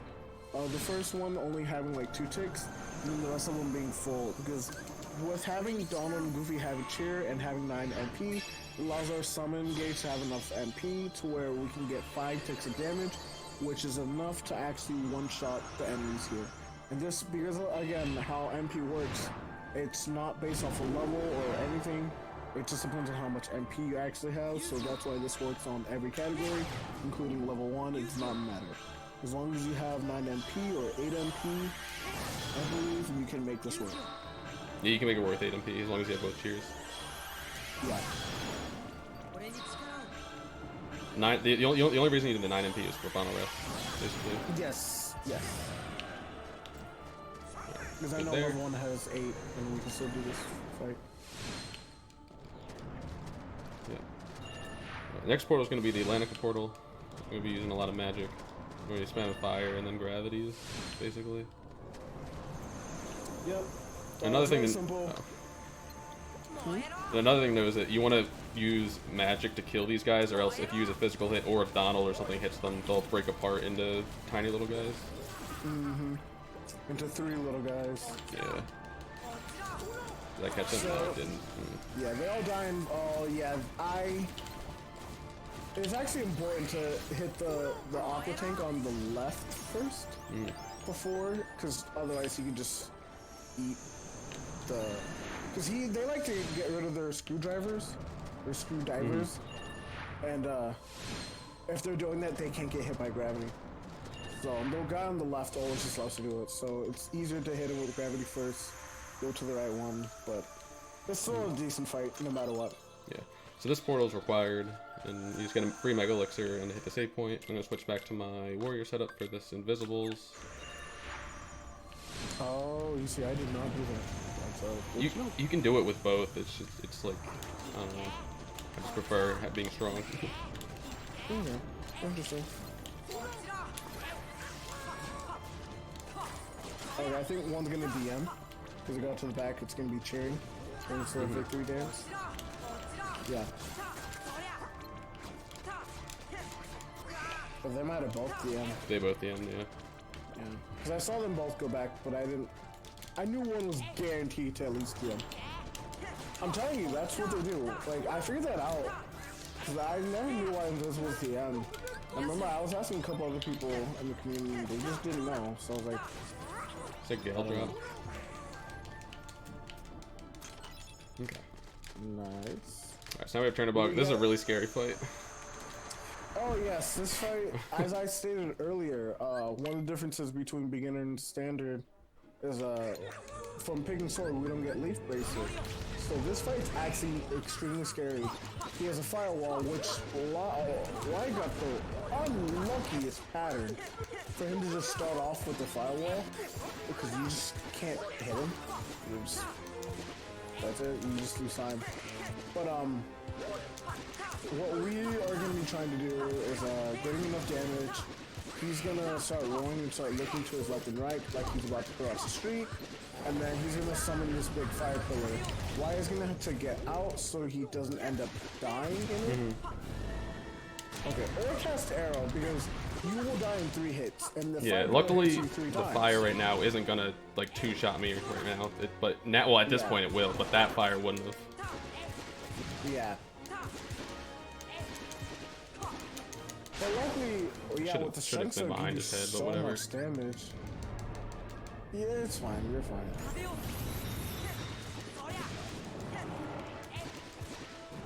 Okay. No. Go back. Play it safe.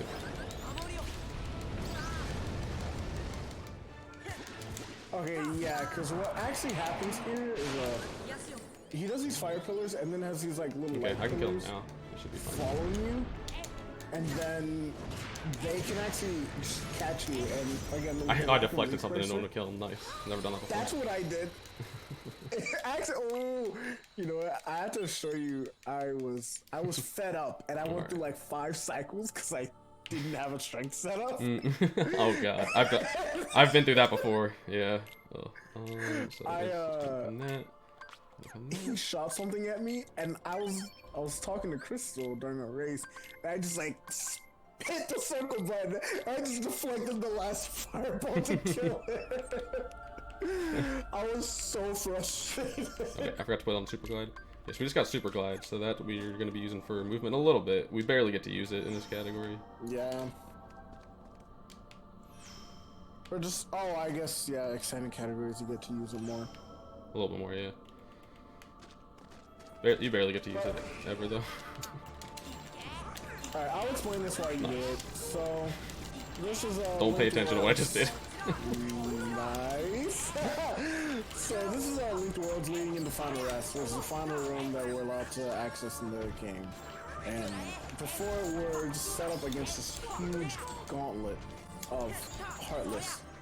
And it's extremely hard. It's meant to be like the final test of the run, or of the game, to bring them to the final fight. So this series starts off with another behemoth. So just like the other one, the second one that we fought, we're going to be spamming gravity and R's whenever we can on its back. And then when we kill this behemoth, we're actually going to want to use a Mega Elixir to just get a clean slate for what's coming up next. And to also heal our power numbers as well. Alright, I'll use the Mega Elixir after some of these Dark Balls. This will work. Fine. This will work out better. Yeah. Fine. So we're gonna get a wave of Dark Balls. You're gonna want to just spam 2 fires on each, and then target switch to the next one until you're about to be done, and then you're gonna actually a wave of invisibles are gonna come out. And once you kill the wave of invisibles, we're actually gonna try to set ourselves up to where we can kind of like nuke the rest of the fight for free. Why are you all the way over there? Come here. Please come here. Oh gosh, yeah, Now he's gonna come. You're gonna have to go. Yeah. That's just time loss. Game is hard. So again, this is gonna be 2 fires, and then we're gonna want to keep our party members alive and near us, because you don't want, if Dom and Goofy get near the center, the invisibles can target them. So we're gonna try to lure all the invisibles to us and just spam nothing but gravities, and hope that we catch enough and deal enough damage to kind of clear out the wave really fast before it gets really ugly. So this isn't the cleanest, but it's not too ugly. I've definitely seen uglier. Now it's bad. Is it bad? Okay, yeah. So, okay, it's okay. Just heal Donald, because he's gonna heal Goofy. Goofy needs to get more MP to give you MP gift. Because we're gonna try to summon Simba, and Donald and Goofy both need to be alive. You need 2 bars of MP to summon Simba. So you need to at least very much need to be near, like, not in the center of the arena. So we have to keep track of all these things. Okay. It was a train wreck, but we got Simba out. We got it. So. Oh my goodness. Yeah. Key things. There's a lot of micromanaging that you just have to do in that fight, and it can get out of your control. Wyatt got kind of unlucky actually. Only like the invisibles took very long to actually come near him, and there were 2 invisibles that just stuck out in the back that just never came until like he was already like done with his gravities, and pretty much because of that it allowed. Yeah, since my strength is so low, there's nothing I can really do if the gravities don't land. Yeah. And then Donald dies.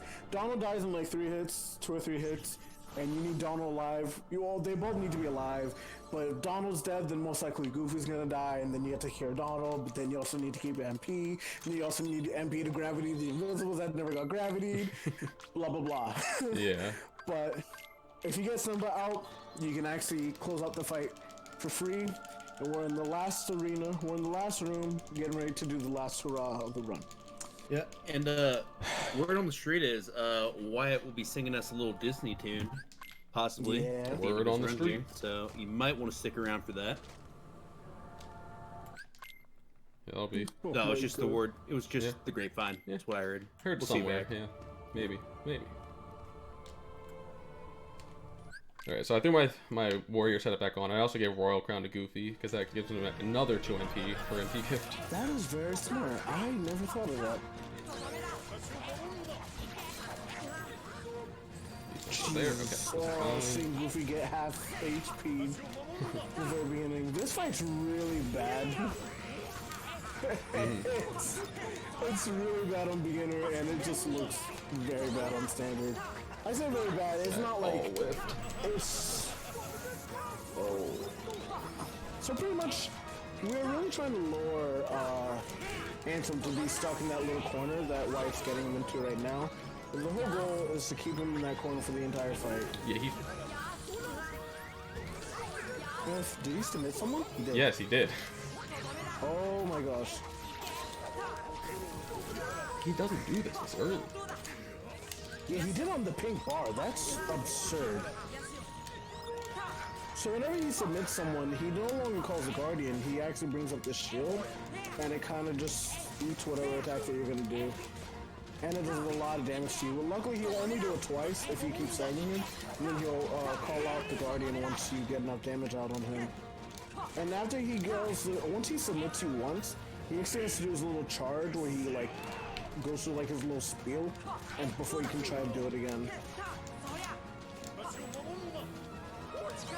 No.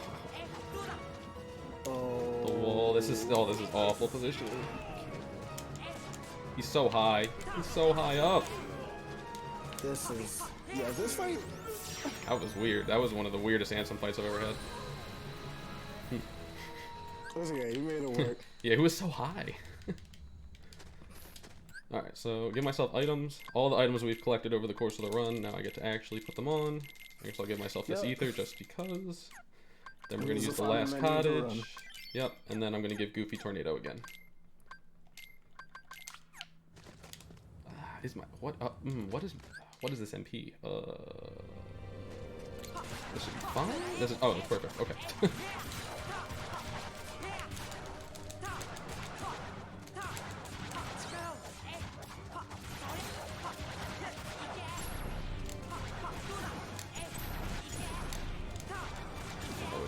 So this is the last dark side fight. We're good. Okay. Kind of makes an appearance 2.5 hours later. Yep. And then we actually go into what is my favorite fight in the entire run. Anthem 2. It is very technical. There's a lot of cool tricks with this fight. The biggest thing being skipping his DM, because he actually... His DM... how this fight works, he doesn't work like how almost any of the other fights. He's only gonna try to DM once at a time, and then he's gonna go through like 3 sets of attacks, and then he kind of repeats that pattern. He DMs, does 3 attacks, DMs, does 3 attacks, DMs, do like rinse to repeat. So because we know he's gonna do that, it's gonna be hard on this case because you always wanna. He's gonna DM whatever you would normally call the guardian. No. Nope. Oh. Nope. Yeah, that's. So pretty much what happens there. There's multiple ways to try to go for the DM skip. It's tricky because you have to. He has to get staggered at a specific time, and if he doesn't, he just immediately DMs. But because of that, he's gonna go through 3 more attacks and then try to DM again. So that's the second attack. He's gonna hit and call the Guardian. He's gonna retaliate. Anson's gonna do a 3rd attack. And then at this point, Wyatt needs to go for a DM skip. Yep, or kill him before he has a chance to DM again. So 1 DM, that's not bad. Alright, so this is one of the scarier. This is even scarier than Ansem 2, in my opinion. Yes. The lasers He's just. no leaf bracer. Yeah, and the lasers just bombard you. Yep. This is a very, very, very hard fight casually.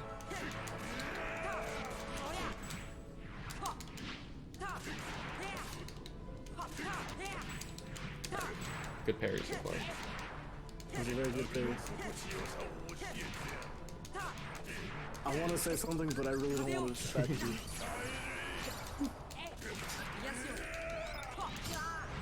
Okay. Alright, I'm saying it anyway. So there was a runner who was running H1, and he was saying Ansem 3 and 4 are the hardest fights on the run, and it's for one big reason. It's because he's hot. And it's just so distracting. In the middle of you doing the fight, to actually do the fight correctly, does not just, you know, get lost. Look at him. Look at him. How can you, like, yeah. So, that's actually the hardest part of the fight. It's Ansem taught this, and then it's the lasers. And then it's everything else, like him swinging like a madman. Yeah, so we actually throw an elixir in the middle of the fight just to negate any, like, yeah, just to live, basically. Alright, I didn't want to go for the dodge roll there, because oh wait, no, okay, we're good. Because I screwed it up really bad earlier in practice earlier. I was just like, I don't even want to mess with it. Like, I got a white screen, and then I couldn't find the last shadow for like 20 seconds.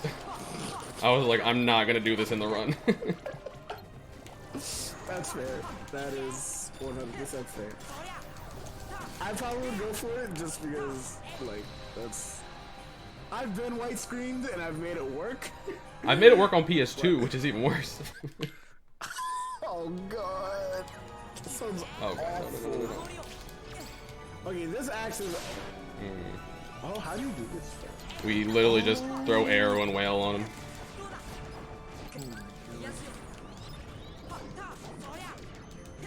This fight is awful. Oh my gosh. I think this might be the worst fight for final fights on every category. It's pretty bad.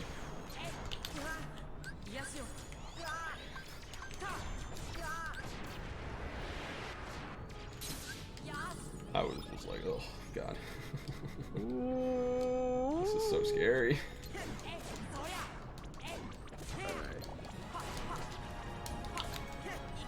Ooh, that finisher though. If you get a crit, it just demolishes them. Alright, we're okay. Saved. Alright. Now we're on the way to Dark Ball's core. So Ice's gonna want to just do a couple gravities. And then Goofy should give him MP get. They should come near him. And once they all gather near him, he's gonna try to go for an honest. And kind of rinse and repeat. Once he's gonna go for another R's. If Goofy gives him MP gift again, he can go for another R's. Or if he keeps collecting like the endless amount of MP on the ground, and then whatever's alive, you can kind of go into fires or like a couple hits. That was a pretty good fight. Actually. Yeah, they actually all grouped up nicely. Yep. Game works for you right there. Alright, we're heading towards the end. We got like 4 more fights left. This last series is like a huge boss rush. But we're pulling through. We got through some of the hardest fights. This is this is a hard fight too, because no Leaf Bracer, So this is actually an interesting strat. We're actually gonna climb on top of him and kind of spam R's. It's a little awkward. Oh yeah. Okay. Ooh. And then when you get That was hit supposed to here- be the mega, because, oh, okay. Alright, we're just gonna do this. That's okay. You're still fine. You're still fine. Yeah. You could arrow and then okay, yeah. So you kind of want to reset with another Mega Elixir, so that way you get your MP back, Goofy gets his MP, and then he can kind of keep giving you MP gift. And then once he's on the second phase, you kind of can't do that anymore. So now you kind of want to go to like how we do the fight normal home beginning. It's kind of hit and dodge, hit and dodge, hit and dodge. And while Goofy's still spamming Tornado, that's a good fight. That little hiccup there in the middle, that's fine. Yeah, that using the Mega Elixir later made him alive, which made things a little like faster. So it kind of like evened Yeah, out. 'cause he started tornadoing in the end. I was like, Oh okay. gosh, I meant to jump. Did you do a ground one? Oh no, you're fine. You're fine. It's okay. You're fine. As long as Goofy gives you MP, which he did. Eventually. Yeah, a little too late, but you're still fine. Where's the last one? He DM'd to you. Okay, whatever. He got to the back of the room. Yep, he's all the way over here. Yo, there's my there's level 49, my strength up. Look at him. Look at him. He's cheering. He made it. Say, Mama, I made it. That's what they're saying every time. It's like, this goes out to my bro who always believed in me in the back. That's what they're saying. I'm telling you. I speak invisible. So This over is here, you okay. Thank you, Donald. kind of just want to get like 3 gravities and then and a combo. It's fun. Like this fight's so pointless, but it's so scary. It's so still. scary. You can still just die. Oh. All right, so we're on to the last fight. Time's coming up in about a minute. So, we're gonna cast Arrow and kind of wail on him. Hopefully, Donna's just gonna keep giving us MP, or keep curing us, or, you know, keeping us alive. Hopefully Goofy's gonna tornado too. Oh, well, he has no magic. But, I mean, it's okay.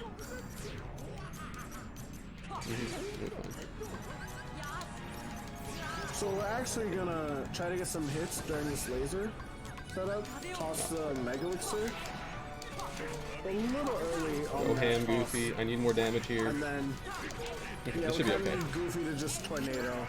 And then on the last bar, Ansem's gonna start attacking again. And we kind of just gotta survive and hit him in between the attacks. The fight becomes Ansem 3, except there's a little thing in the background that's sucking our MP, which is nice that Wyatt actually has an extra ether, because he might need it. All right, time. Hit again. I kind of came a little Very fast. nicely done. Nice. There we go. Alrighty. 2:45:25. And there's Not just bad. enough time in my estimate to sing my song. Oh. All Nice. Yeah. right. What we're gonna have you do is we're gonna mute Discord. Well, actually, no. You're gonna mute Discord audio Yeah. and unmute your mic on your OBS. Well, I'm already streaming my audio, right? Yeah. Yeah. I'm already streaming We're my mic just, to my stream. Yeah. We're just gonna close your webcam and you're gonna change your scene to just your webcam. Oh, okay. If that makes sense. Like close it on Discord and open it back up on OBS. Okay.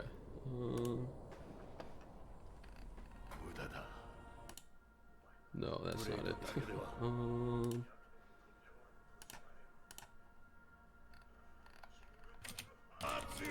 Where is it? I'll just have to re-add it.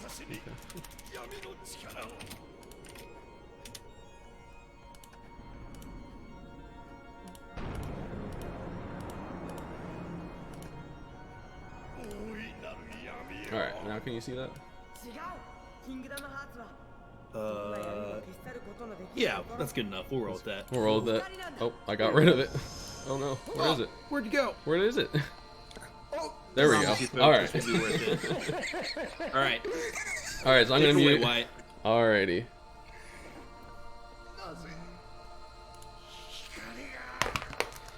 Alright, so I'm gonna be singing Evermore from the live action Beauty and the Beast real quick. Sure. It's gonna be acapella, but it is what it is. Alright. Let me mute game audio. Alright. Yeah, I muted game audio. Let me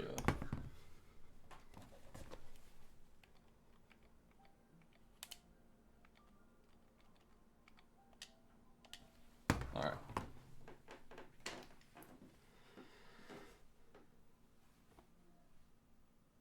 I was the one who had it all. I was the master of my fate. I never needed anybody in my life. I learned the truth too late. I'll never shake away the pain. I close my eyes, but she's still there. Let her steal into my melancholy heart. It's more than I can bear. Now I know she'll never leave me, even as she runs away. She will still torment me, calm me, hurt me, move me, come what may. Wasting in my lonely tower, waiting by an open door. I'll fool myself, she'll walk right in and be with me forevermore.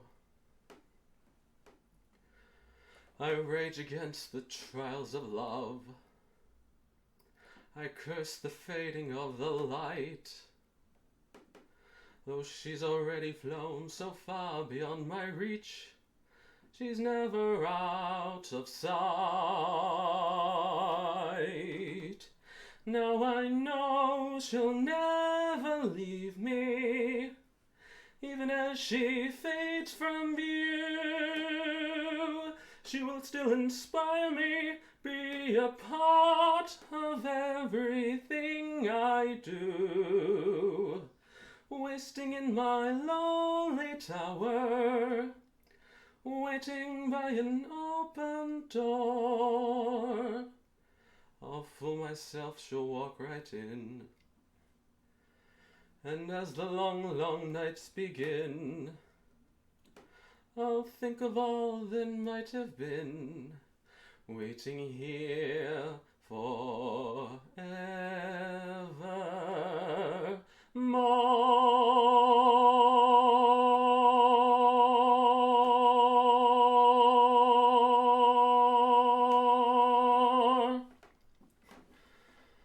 Alright, there you go.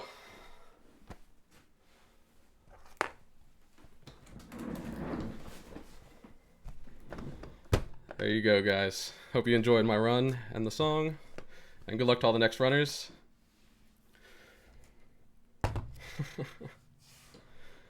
Oh. All right. Good luck to all the next runners, and Wow, hope you guys enjoyed. Amazing, Wyatt. Thank you. Very good job. Oh. All right.